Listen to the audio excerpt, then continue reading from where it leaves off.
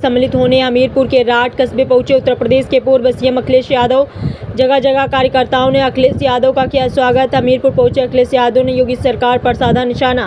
अखिलेश यादव ने कहा कि बुंदेलखंड की राज्य सरकार ने की उपेक्षा। बुंदेलखंड विशेष पैकेज के तहत निर्मित मंडियां हुई जर्जर। अखिलेश यादव ने भाजपा सरकार पर लगाया ध्रुवीकरण का आरोप। 80 से 20 की बात करने वाले योगी नहीं हो सकता अखिलेश यादव। होली पर संजय निषाद के दिए बयान की जिन्हें होली के रंग से ऐतराज है वो देश छोड़कर जा सकते हैं। इस पर अखिलेश यादव ने कहा, मुझे भी कुछ रंगों से ऐतराज है, बताइए मुझे किस देश जाना है।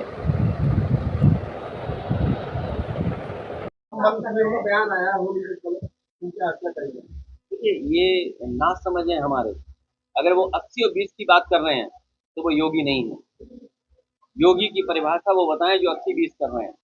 अगर 80-20 की या बंटवारे की बात योगी नहीं कर सकता, इसका मतलब वो योगी नहीं है। कपड़े पहनने से कोई योगी नहीं बनता है, विचार से योगी बनता है, अपने काम करने के तरीके से योगी बनता है। और अगर हम गीता का माने, जो हमारी गीता में लिखा है, उससे बड़ा धर्म की किताब कोई हमारी नहीं है।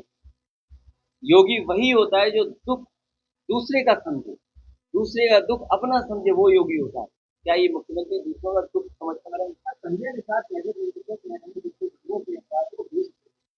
मैं भी ऐतराज है मुझे बताओ किस देश जाना है। मुझे भी बहुत से रंग से ऐतराज है। एक रंगा से ऐतराज, काले चश्मे से पहन करके होली खेलने से ऐतराज है। आप सोचिए, काला चश्मा पहन करके अगर कोई होली खेल रहा है तो सोचिए उसके विचार कैसे होंगे। एक रंगी लोग बहुरंगी लोगों को कभी पसंद नहीं करते। हम वो लोग हैं जो गुलदस्ता बनाना चाहते हैं, सभी रंग को साथ चलना चाहते हैं। वो लोग हैं जो होली भी एक रंग से खेलना चाहते हैं।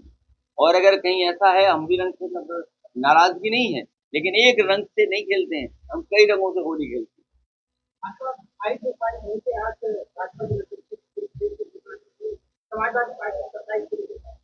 समाजवादी पार्टी की बहुत अच्छी तैयारी है, और जो हमारे संगठन और हमें जानकारी मिलेगी उसी के माध्यम से, और जिस तरीके से भारतीय जनता पार्टी की नाकामी है, अपनी उपलब्धि नहीं बता पा रहे हैं। जो कहते थे नौकरी रोजगार दे देंगे, किसान की आय दोगुनी कर देंगे, उसका जवाब उनके पास नहीं है।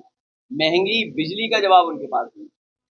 जो महंगाई बढ़ रही है डीजल पेट्रोल, उसकी जवाब उनके पास नहीं है। फ्री सिलेंडर देने वालों पे जवाब नहीं है कि फ्री सिलेंडर कब मिलेगा। आने वाले समय में भारतीय जनता पार्टी ऐतिहासिक हार हारेगी।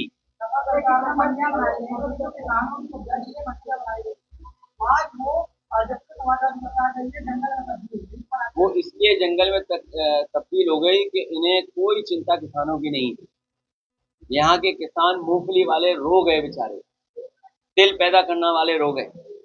ये बुंदेलखंड वो धरती है, और हमीरपुर का याद कीजिए, मैंने कहा था कि यहाँ का किसान साल हम बना देंगे।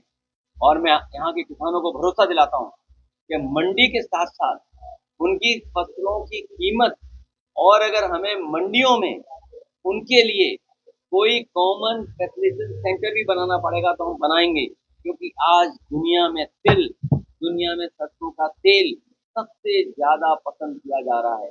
ये वो इलाका है जो मूंगफली, तिल और सरसों की पैदावार बढ़ा करके न केवल हमारे देश की अर्थव्यवस्था बल्कि दुनिया के बाजार में खड़ा हो सकता है।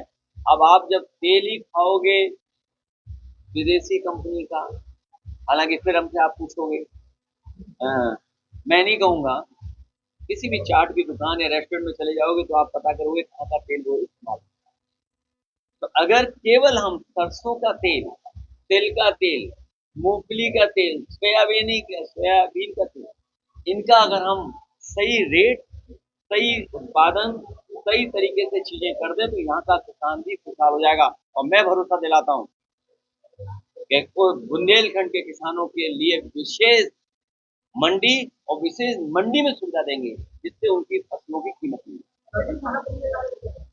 महाकुंभ आपसे बेहतर कौन जानता हो, और अगर आपने खबर दिखाई होगी कुछ उनकी सच्ची खबर चला तो आप पे कार्रवाई हो गई होगी। महाकुंभ में जो लोग खोए हैं वो आज भी अपने परिवार के सदस्यों को ढूंढ रहे हैं। और मैं अपने पत्रकार साथियों से कहूंगा, बड़ी मदद करोगे आप लोग अगर आप अपने माध्यम से जो वहाँ पोस्टर लगे हैं, खोया पाया केंद्र तो बंद हो गया है, उनका इंटरनेट वाला भी चले नहीं चले वो अलग है।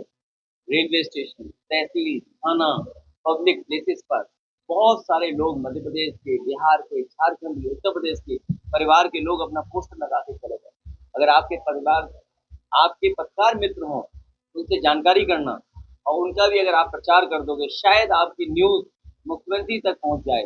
मुख्यमंत्री जी योगी हैं, शायद उन दुखी परिवारों का दुख समझ सकें। सर, राजकुमार यादव कह रहे हैं कि अगर सरकार की स्थिति को खेल सफल जैसे खेल। देखिए, ये बात पुरानी है। कोई भी, चाहे पॉलिटिकल लोग हों, चाहे एडमिनिस्ट्रेटिव लोग हों और चाहे आप प्रेस के लोग हों, एक सीमा के बाहर नहीं जा सकता। सबको संविधान और कानून के तहत काम करना है। जब संविधान और कानून के तहत आप काम करेंगे तो आपको कहीं भी किसी से नाराजगी नहीं होगी, कहीं किसी तरह की आपको परेशानी नहीं होगी। जब आप कानून तोड़ोगे और जब संविधान से बाहर आप जाओगे तो आपको वही कानून और वही संविधान की धाराओं को